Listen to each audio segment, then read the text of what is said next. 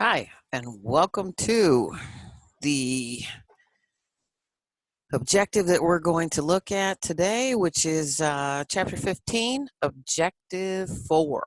Okay, so we're going to go ahead and look at how monopolies impact society's welfare. Objective 5 is where we're going to look at how monopolists really capitalizes on this, but we're going to start the discussion today. So let me go ahead and share my screen with you. Okay, so how do monopolies affect society's well-being? So remember that in a capitalistic society, we believe in markets and we like competition, okay?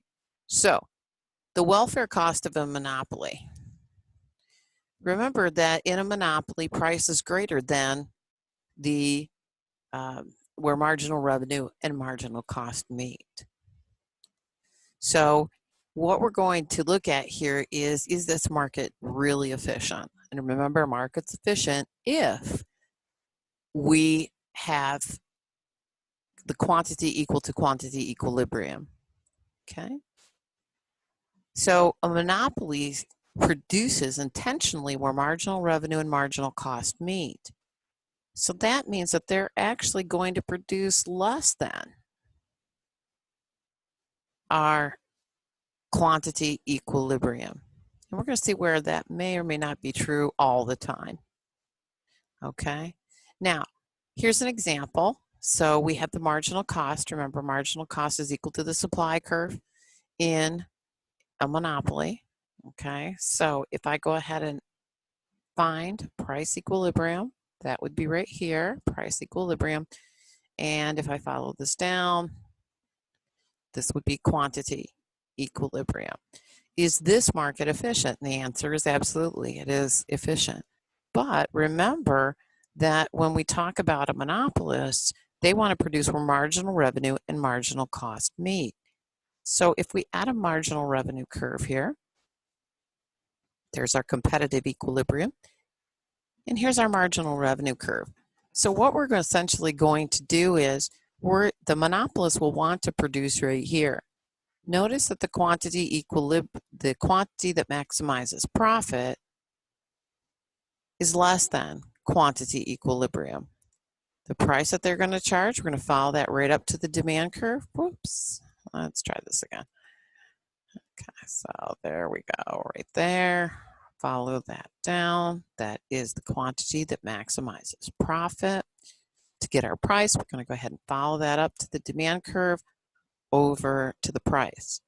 So we're going to say that, excuse me, in looking at this, the price, the equilibrium price is going to be here. So that's price equilibrium, but the price that the monopolist is going to charge is something much higher than that because what they're doing is exploiting the willingness to pay. So if we look at this, and let me erase my ink because now it's all nice and straight because I can't seem to draw a straight line using my tablet here. Okay. Notice that because we price above equilibrium and we withhold quantity because we want to produce where marginal revenue, marginal cost meet, there's a deadweight loss then. And remember, deadweight loss are those consumers that are no longer getting the product because the monopolist is pricing higher than what they should be in a competitive market. So this deadweight loss is kind of important because it's why we say that just like it with a tax that we looked at previously, let me see if I can do this. Okay, there we go. We are no longer at quantity equilibrium. We have a deadweight loss. And because we have that deadweight loss, this market is not efficient. Well, that was pretty simple, wasn't it?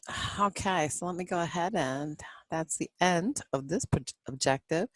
So you can see that a monopolist, because they produce where marginal revenue and marginal cost meet, they intentionally withhold the quantity and they sell it at a higher price. They're able to do so because they are the only seller in the market.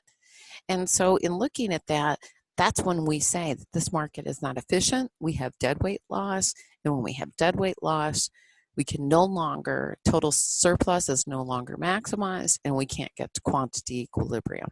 Hopefully that makes sense, and I'll see you back for the next objective. Thank you.